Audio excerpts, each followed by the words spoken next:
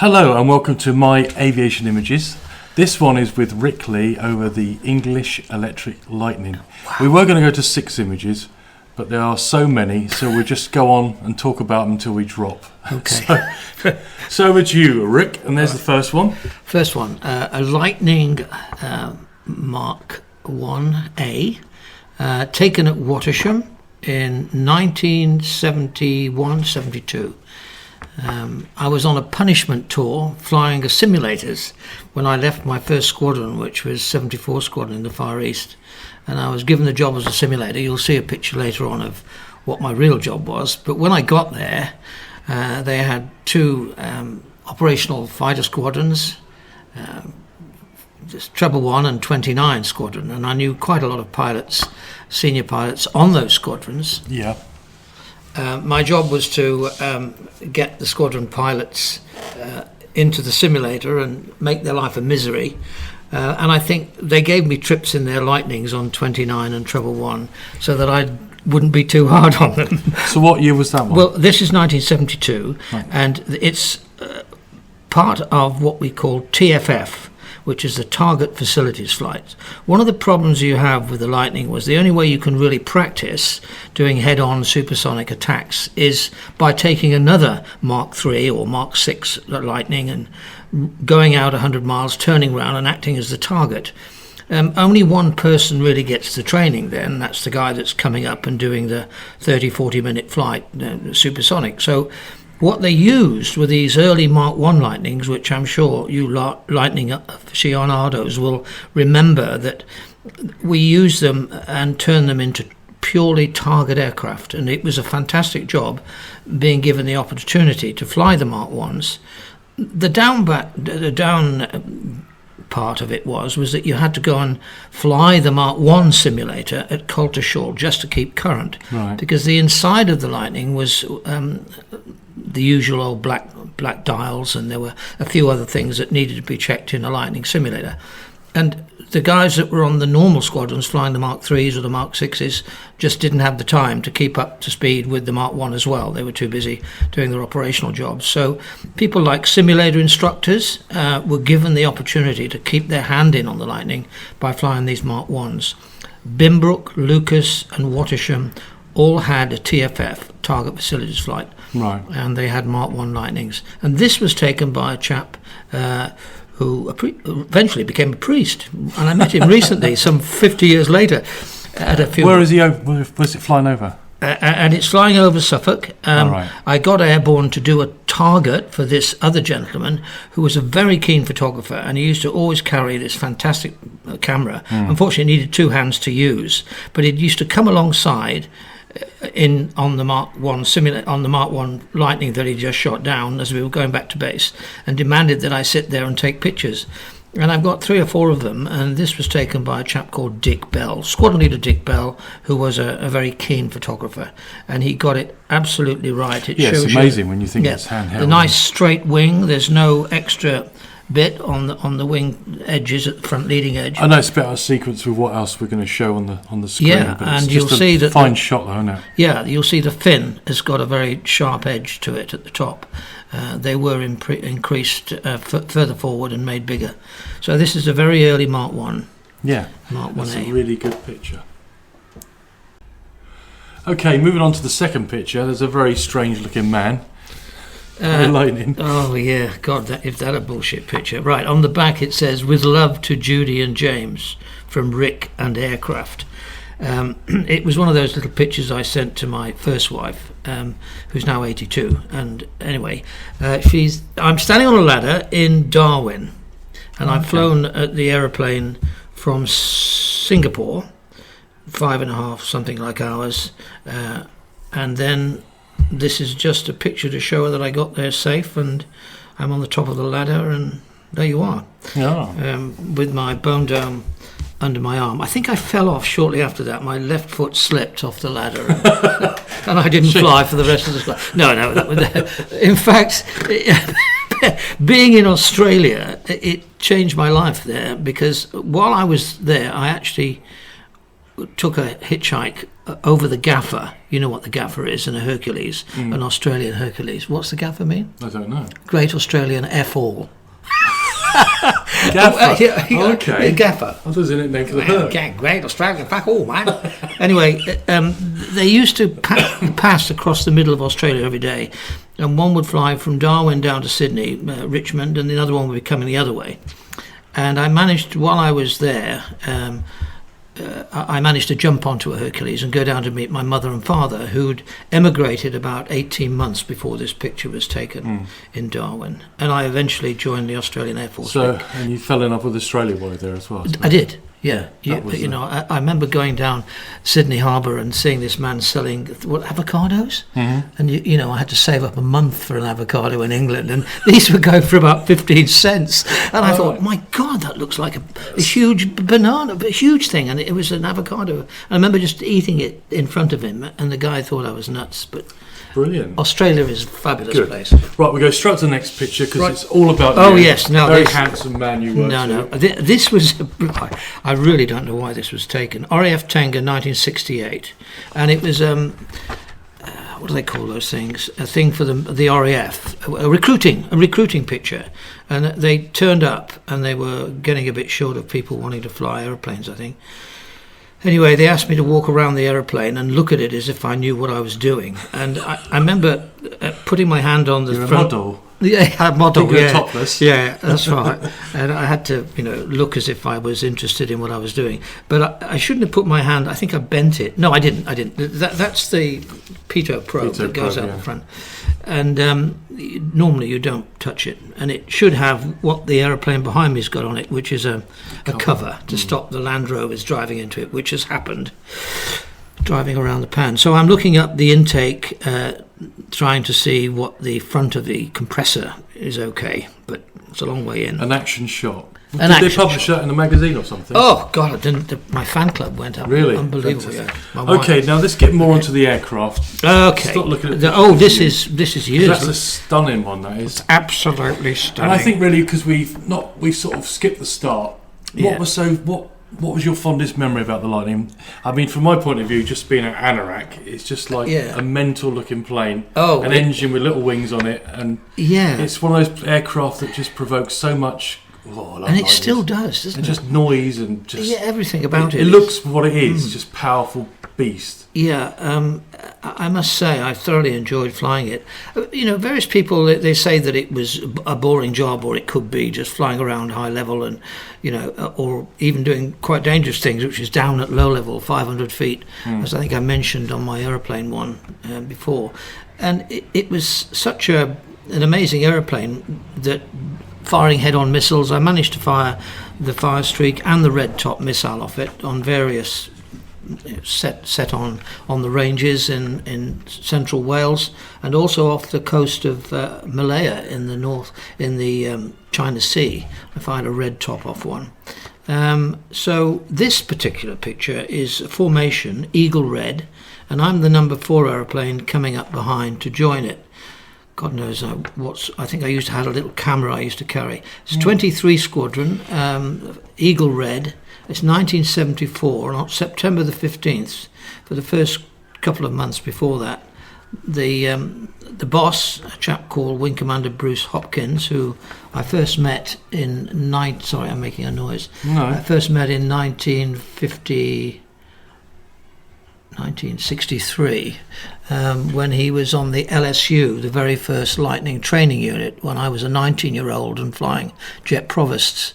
And I did a land away on a Jet Provost to Middlezoy George and sat in a simulator, and I met 2 of my future bosses on the squadrons, Ken Goodwin and Bruce Hopkins. I think they were flight lieutenants or just going up to squadron leaders, and he's the leader of that formation. You're saying about this, that's a handheld photograph, but that's so symmetrical and beautifully, and it's sharp as well. So it's got a good photography, picky. really considering.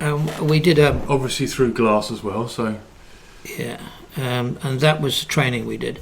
All right, great. With a 4-ship, anyway. Okay, so on to the next one, which is a bunch of lots of chaps with. Yes. Very one of my favourite Lightning colour schemes, I think. Obviously, I made the model for you, Rick, as well. Yes, but the it Tiger did look good with the black tail and. Yeah. They did. Yes, there became a bit of contention between all the air chiefs in the end. They said that painting them and doing all these silly squadron colours, but I think it looked good on the Lightning, the Lightning Tigers, and that's when I just joined it. I'd been there about 5 or 6 months. The boss was Ken Goodwin, the guy I'd met in 1963 at the LSU, super boss, and I'm third from the right. We've got an engineer on the right. A couple of guys on that picture. In fact, the guy next on my left, his name was Whitehouse, and he died on a pitch-up. So some good friends there. Frank Whitehouse. It's a nice picture. And another one which is just a dark picture. And we're all, I just think, it just we're all makes having a smile fun. when I see it. I'm hanging on the pole, if you can't recognise me. My boss is sitting with the hat, Ken Goodwin, in the middle, just in front of the tail. On his left is, Mako. And then right up on the fin there is Dave Room. I've got a picture on the Hunter a couple of years before where I sat up there, and I tried to get up there and beat Dave to it, but he's sitting up on the fin there. Where was that taken? That was taken at Hangar. In 1967, I think, 68, something like that. Okay. And you can see the big ventral tank and the red top missiles behind my dangling legs. Just a really jolly photo. Yes. Brilliant. Silly. There we go. Okay. This is that simulator that I was sent to from my squadron. See me leaning on it. It's got those 3 lights at the back. It's not like your modern simulator where you can actually go to war and almost, do in-flight refueling and land on aircraft carriers. But it did have a visual and it did have motion. You can see the fence there. Oh, yeah.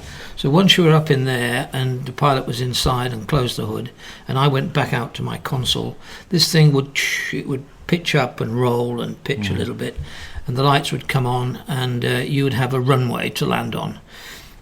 My job was, you could do quite a bit in the simulator, and it was obviously exactly the same as a real airplane. You don't get any G, but there's a certain amount of motion in it. But you could practice intercepts. So it was a good tool then? It was a very good tool for training, but that'll never fly. But I enjoyed... Where was that based? That's at Wattisham. Wattisham. When I was flying with 29 and Treble 1 and TFF. And I literally got something like about 500 to 600 hours. And I was flying the Station Chipmunk, the Mark 1, the Mark 3s, and aerotowing with a Tiger Moth at the weekend. So I did nearly 600 hours What if of that flying. still survives? What if that still survives? That simulator? Yeah? I don't know. Probably someone to know, but that sort of thing that someone will probably I remember buy. we lost a pilot over the North Sea doing supersonics at night. And this aeroplane had hit the sea, and they basically just disappeared off radar. And to find the actual wreckage in the North Sea, they came in, the Board of Inquiry, and they set up the simulator, and we set up a Mach 2 type closing attack. I think it was a rear attack on a fast target, and predicted where he might have actually gone from the radar into the sea. And we did it on the simulator, and they did actually find bits of his aeroplane in the North Sea from the simulator track. Good photo, though. Brilliant. Yeah, sad. Right, moving on to the next one, which is a very technical photograph. This one was... I have seen, but I need you to explain what it's about. This picture is after I'd gone off to do air-to-air with a Mark 6 Lightning from 23 Squadron at Lucas. And my number 2 had gone unserviceable, and we were firing on the flag towed behind a Meteor. Yeah. And as I say, my number 2 went US, so I got airborne with 100 rounds to go and fire out of the belly tank guns, the 2 30mm in the Mark 6, and because I had the whole circuit to myself, and what the aeroplane would do, the Meteor would fly up from south to north on a racetrack about 15 miles off the coast of North Yorkshire, in a range. the Lightning would join, and he would fly 4,000 or 5,000 feet above his racetrack, and then tip in with his jet pipe, obviously towards the west, and then go towards the flag, diving down onto this 15-foot long vertical nylon flag with a steel bar in front of it, towed behind the Meteor. And I'd done a couple of attacks. They were basically just filming, and I was on my first live attack, and as I pitched in, I realized I'd actually pulled the nose of the Lightning as I went down the dive towards the flag a little bit too far, and I remember pushing slightly in 0G to get the flag, to get my fixed line behind the flag and then pull it forward. And I think this is what caused this particular jam. And what you're looking at here is the Lightning's controls, the Lightning control in the middle of the cockpit there, just in front of my ejection seat. Yeah. The boot round the bottom of the control column has been undone. Now, what happened to me on that day was as close as I came to ejecting in a Lightning ever since I spun one. Could have had that trick then. Yeah, and as I as I went down the dive and did this, I didn't actually fire, but as I started to recover, and you have to recover with a quite a violent roll to the right and a pitch up back into the pattern, so you're climbing away from the flag. And as I did that, I could feel a definite restriction on the control column as I moved quite swiftly to the right with my ailerons, pulling the nose up at the same time. And I realized that I had no left aileron as I was heading off towards Holland or Denmark or wherever, across the North Sea. And the feeling of not having any control one way was quite frightening. And I remember getting the stick into the middle and not being able to get any left aileron at all.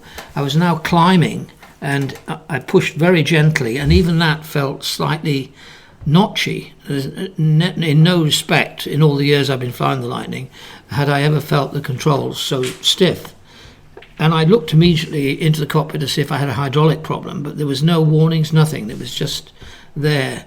And I levelled off at about 10,000 feet, as I say, heading due east.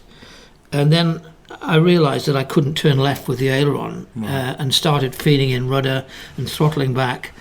I said to the flag that I was going home with a control restriction. I didn't put out a pan, I didn't put out a mayday, which I probably should have done at the time, but I think giving it to the Meteor pilot would have probably upset him. Anyway, I managed by using rudder to turn it to the north, which is the way towards the base. So I had to go about 60 or 70 miles, 10 minutes or so of flying, up towards the airfield at Aureus Lucas. I changed the frequency. I said that I was returning to border radar back to base with a control restriction. So was your mind worrying over what it could be? It was, and I suppose you're not in a panic. You're in control, but you're thinking. I was in a panic initially, but then once I had got it under control and going north, I thought, my God, what do I need to do here? I can't roll to the right, because if I keep rolling to the right and I can't, for some reason, go left again, I would just go into a spiral. And the last thing I wanted to do was call up somebody to check the airplane. I thought of all sorts of things, where the jam was. But it occurred to me, because I'd had a control restriction in a Hunter with a throttle and other control restrictions later on, but there's nothing worse than not being able to get full control, and I had no left aileron at all. But anyway, I went north, and they said, do you want to divert? And I didn't want to divert. The last place I wanted to go was overland. If I was going to eject in a 20-ton aeroplane, I wanted to do it out to sea. Yeah. A friend of mine had died having ejected with a known fire, coming back in the very same area about 2 to 3 years earlier, and they'd never picked him up. He died in the water. They found him the next day. He made a few mistakes on the way down with his safety equipment.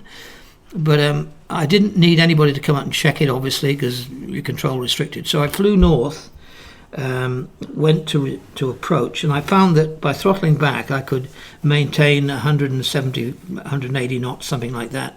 So I fiddled with the power and used rudder, and I only had to do one more 90-degree turn to the left to land at Lucas. So I did inform approach that I had a control restriction and that I was going to do a straight-in landing, and they just said fine, and I said I still have a control restriction. And I eventually got it on the runway and came to a stop on the ORP, and the fire engines came out and all the usual stuff, and the control was still no further than the central position, and I got out, I walked in and I reported it and put it in and said that there's a control. For 2 days I was beginning to believe that it was all in my mind, because they couldn't find anything. Right. And I wrote it up, and they said, well, why didn't you go Mayday? Why didn't you? And I said, well, what would you have done? Yeah. True, yeah. Send an aeroplane up there? The last thing I needed was an aeroplane. But I probably should have said something. Anyway, for 2 days they kept asking the engineers, and they said, no, we haven't found it, and the controls were moving. And I said, but they weren't moving on the end of the runway. And he said, well, they are now. And I went into the hangar, and sure enough.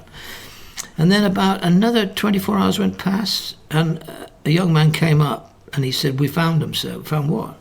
We found the bolt in the controls. Ah. And he'd taken the boot off the bottom and looked around. And first of all, he'd seen those marks, where that bolt circled there had locked on it. So is it like a rubber thing, a bit like a gear stick on a car? Yeah, it's leather. It's like a leather thing that goes at the bottom. And to keep the crap out, I suppose. Yeah, and it must have been in there. And I've thought about this many, many times over the years as to how that got there. And they don't know. It would probably been there when the aeroplane was made. It could have been. Wow. Somebody could have dropped it on servicing or looking for something. But he saw those marks there, and then they spotted the bolt. And it had, as I'd done, I think, as I pushed on that attack, I think it had been floating underneath for years. And then that slightly negative G, the bolt had come up. And the stories about small things causing accidents. And that's another and one. that aeroplane I'd flown in Eagle Red, that formation. Imagine if that had jammed when you were in formation, we might have lost 4 aeroplanes. And it'd been sitting there all that time. And my boss didn't say anything, he just said, we could have lost an aeroplane.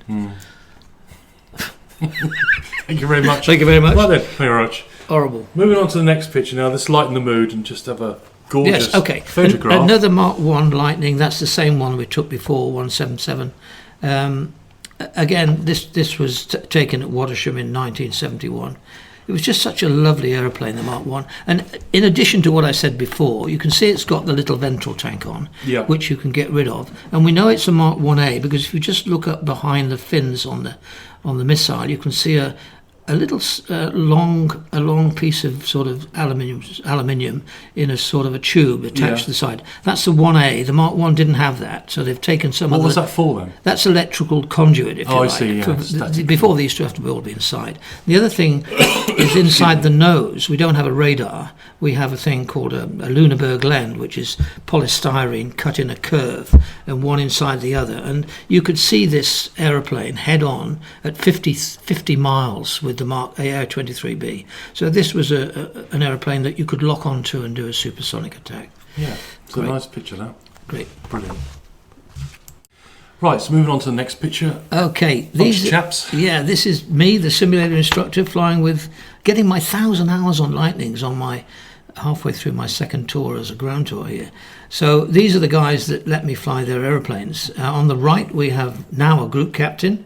I met him, as I said, as a flight lieutenant in 1963 as a Jet Provost 19-year-old, and he's now my boss station commander.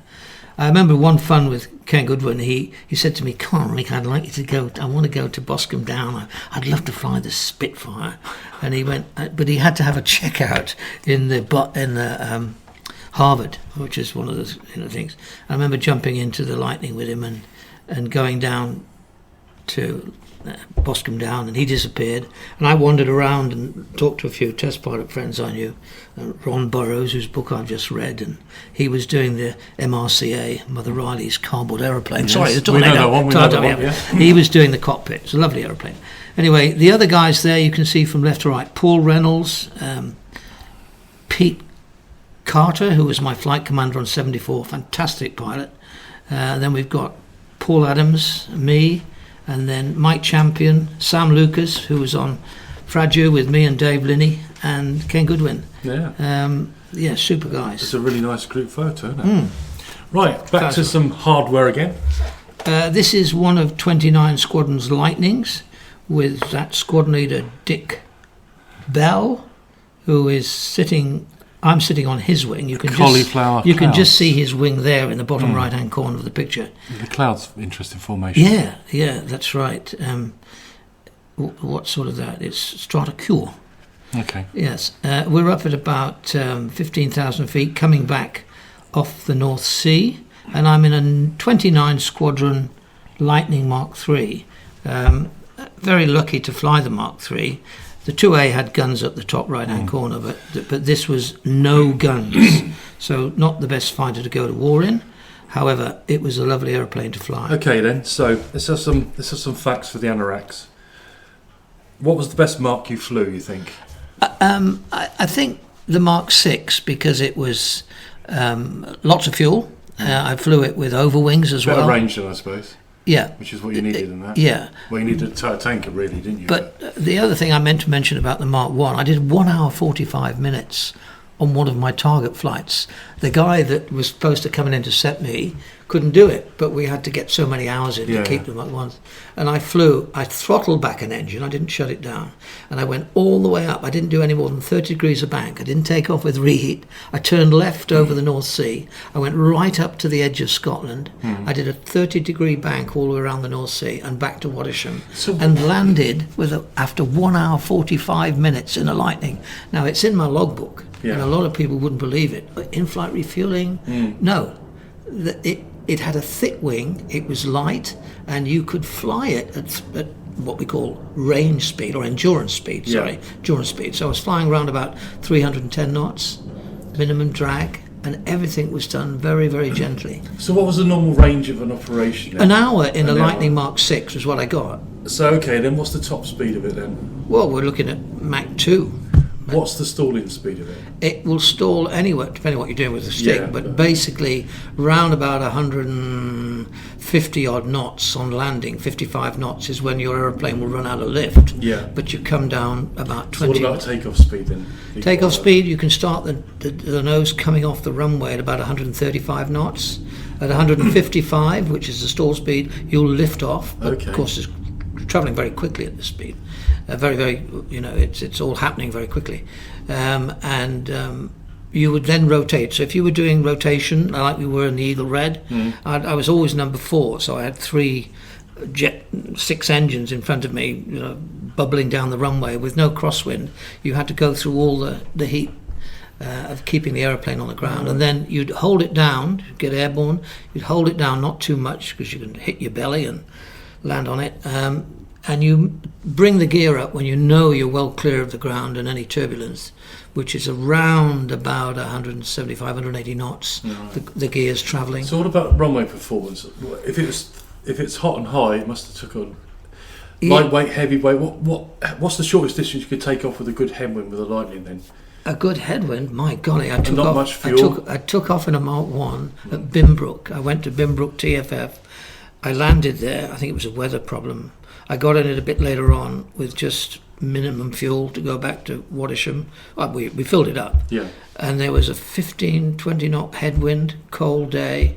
There was and it took off, literally the Mark 1, I got to the end, full reheat, with the brakes on, let him go, and it was literally lifting off at the end of the ORP. and it went up literally, it's like a Harrier, but Yeah. straight up. It went up to about, 35,000 feet. You could turn over and you could still see the airfield below you. That's brilliant. And the Mark 1 could do that. So it really was a hooligan's plane, wasn't it? As well? It was. It was fun, but it was serious fun. Yeah. Because low level at night with a look down radar and fiddling around. Guys have flown into the sea. Lots of mates have. But it could bite you. Yeah. I was landed at a place called it was in Singapore, and our diversion was Changi, and it was 15, 20 miles away. We never operated the Lightning in the UK unless we had an airfield within 40, 50 miles. I can't remember the exact figure now, but it wasn't far. Where if you had, the runway was blocked ahead of you, you had to have an airfield that was at least green. It went from green, which was fully, clear, visibility fine. Low cloud was minimum was about 1,500, 2,000 feet. And then it became yellow and then red. And there was yellow 1, yellow 2, defining on.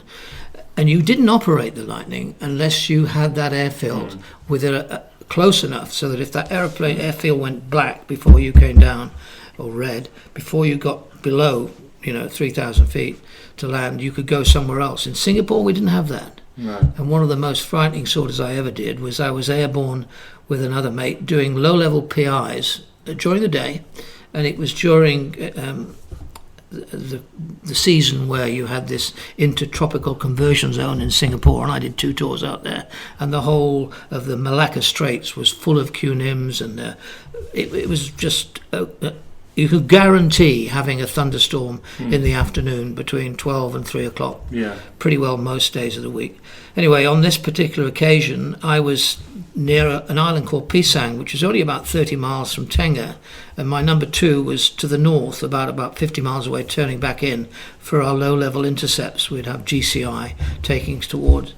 And there was a QNIM forming very big. I could see it, 40, 50 miles away in central Malaya, just north of the island. And the tower said, we're forecast to go yellow 2 in 20 minutes, start returning. And this thing just sped up. And it literally went so quickly across Johor Bahru and across the north of the island. They immediately recalled, there were 2 other aeroplanes airborne that were out over the China Sea doing high-level PIs. And they'd taken off after we'd taken off. Anyway, I was the first person to recover and trying to get it back into Tenga, and the wind was from the north, so they fed me around the back, around Johor Bahru there, and back, not Johor Bahru, sorry, to the south of the island, trying to get me in, but it was too late. The top end of the runway was 25, 30 knots as this storm came in, and you couldn't see the airfield. Yeah. When I went past the end of Tenga, looking to my left, thinking I could get in, the runway was just black. It was just thunderstorm. So they immediately said, go to Changi. So here I am. I'd got some like £1,500 aside, which you can easily get rid of. You can't dump it, but you could put the reheat in, I suppose. But I was now doing about 250, 300 knots, being picked up by Changi, which is the only diversion we had, and it had a very small runway, literally 6,000 feet, I think it was. All right. And I'd been using it for 3 years when I was on Hunters, or 2 years, and the Lightning as our own diversion. There was nowhere else to go. Kuala Lumpur was too far away. Anyway, I sort of was picked up by radar, and I immediately called for a radar to land, to land. And the QNIM had now taken out the other airfields, Paya Lebar and the small one, then it was only a small airfield, and Changi was forecasting to go red within about 10, 15 minutes. And this QNIM was massive. It spread right across the island of Singapore. And it was coming towards me. I could see it. And I actually touched down on the end of the run, and I did a precautionary landing. There was a guy behind me and 2 coming in from the China Sea. So we had 3 aeroplanes recovering behind me. And I hit the end of the runway at Changi and squeezed the brakes, pulled the chute, and I went to idle, and you've heard about the precautionary land. Full brakes on the Maxaret, and then pull the chute. And I wanted the tower to say, you have a chute, but they weren't trained, basically. And the chute did come out. I felt a retardation, and I did the worst thing possible, but then I relaxed, and I let the brake off, which was normal. And it just accelerated. Normally it accelerated on a precautionary landing if you let the brake go, but this seemed to be as if there wasn't a chute. And the tower said, "It's candling." And oh, Jesus. So I put the brakes back on again, but I knew I wasn't... What's that, the chute wasn't open? It had just candled a little bit. It broken. Right, the cables had broken. Right. And I grabbed the brakes, and I knew I was going to go off the end. And the Mark 6 has a hook, but Changi doesn't have a normal rag type thing. It's called rag, a rotating hydraulic arrestor gear, and it sits under the ground, and it costs millions of quid, and it's all dug in. Right. And we had one at each end at Hangar. Changi didn't have it, but what they had was CHAG, C-H-A-G, chain arrestor gear. CH chain. Crude. It is very crude. They've got these massive chains that hold ships down, the size of this table. It's literally 3 or 4 inches thick, and about 3.5 feet long, or 2.5 feet long chains that you see go up on aircraft carriers and big warships. And they link them all together, and they lay them either side of the runway, down the edge of the concrete. And when they want to put it up, which they did for us, thank goodness, there's a cable that goes across, very similar to the one we used on a normal rag system, with little grommets in it. And they'd send a Land Rover out, attach this chain to the bottom, to one edge of the wire going across the runway. And I, literally halfway down the runway, I pushed my handle down, the little switch on the left here, to get my hook down, and that goes out under a spring. And I just thought, well, I might as well give it a go. And it caught the middle of the cable, and the slowing up was not like the other system, although I'd never used it, but I'd seen a guy take it on the air, where it pulls you off on the airplane and it goes. But it was a slowed, and it was amazing. And I pulled this massive chain from both sides. So really, not the tension, but the weight of the It's just the weight of the chains. It must be clever, really, in some way. Unbelievable. Typical. I thought you were just going to say you nearly shot out the front of the aircraft, but no, I suppose the weight it was working, and I could feel it, and it was just unbelievable. And I put full left rudder as I got to the end of towards the end of the runway, and I could see the white lines and the creek coming up at the far end. I knew it well because I used to go over there and water ski. Anyway, I pulled onto the left of this ORP, and the rain and the wind and this thunderstorm hit as I was going into the ORP. So lucky again, just getting in. Yeah, and but the funniest thing was they wouldn't let them land, these other airplanes, because my wing was still over the end of the runway. I was still attached to this chain. Right. And a Land Rover turned up with a Wing Commander Ops. He had his number 1 gear on. This Land Rover. First guy that came up was a chap from the Meteor flight. And he walked towards me in this thunderstorm and stood in front. I had one engine running. I was wanted to taxi off because of the other guy behind me and 2 guys out of the seat. And he was mouthing it, "Do you want a cup of tea?" And he was, and I'd opened the canopy in this thunderstorm, and there's this guy down the bottom there, and a Meteor engineer or whatever he was, a young man. And I went like this, and I'm trying to say to him, "Don't walk in front of the intake. He'll suck in." And he disappeared underneath like this, under the wing, to get out of the rain. And I thought, oh, this is crazy. So I shut the engine down.